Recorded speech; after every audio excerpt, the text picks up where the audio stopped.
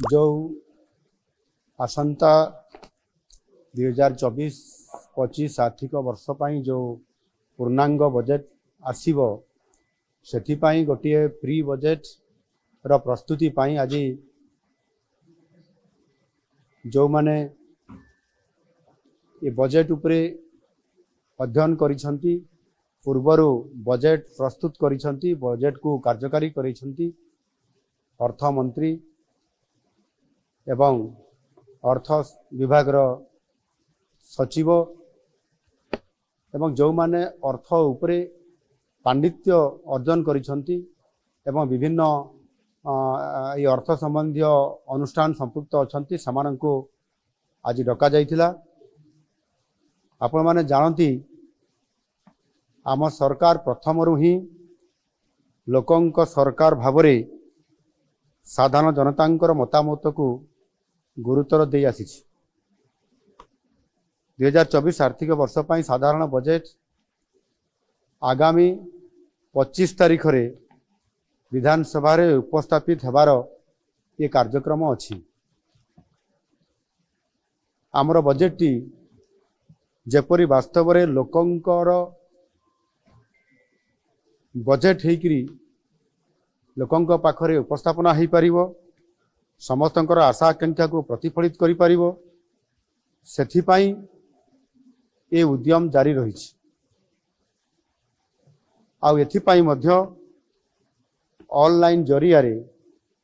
WhatsApp माध्यम रे आमे मतामत लड़ीचु एवं अति सुखद खबर अछि जे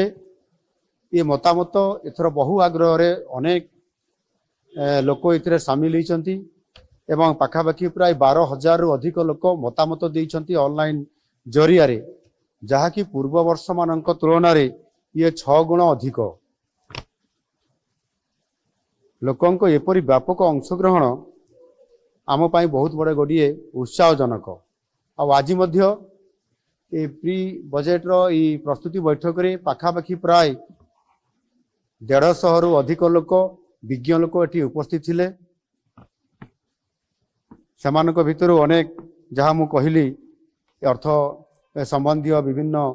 विभाग विशेषज्ञ अर्थनीतिज्ञ पूर्वतन अर्थमंत्री अर्थ सचिव एवं समाजर विभिन्न वर्गर लोक माने अर्थ संबंधी जो माने अनेक ओडिशार भविष्यत कथा चिंता करती से समस्ते विभिन्न मतामत देइछंती। ये मतामत देवा भितर समानक भितर 26 जन अति मूल्यवान तांकर प्रस्ताव एवं मतामत समाने सेठी उपस्थापना करने सहित मध्य लिखित आकार मध्य प्रस्ताव समाने देइछंती। समानकर समस्त मतामत एवं प्रस्ताव को आम विभाग तरफ लिपिबद्ध करा जाइछि एवं ताहाकू विचार करी आगामी दिन रे जो आमर बजेट आसबार अछि तांकर मतामत को निश्चित भावरे आमे यथासंभव एथिरे प्रतिफलित करिया पई आमे चेष्टा करिवु आ सेथिपाई जो लोकंकर बजेट जेभଳି भावरे आज लोकंका पाई प्रस्तुत हेबा को जाउ अछि ता निश्चित भावरे आगामी दिन रे ओडिसा को नुआ ओडिसा गठन करिबारे सहायक हबो। धन्यवाद।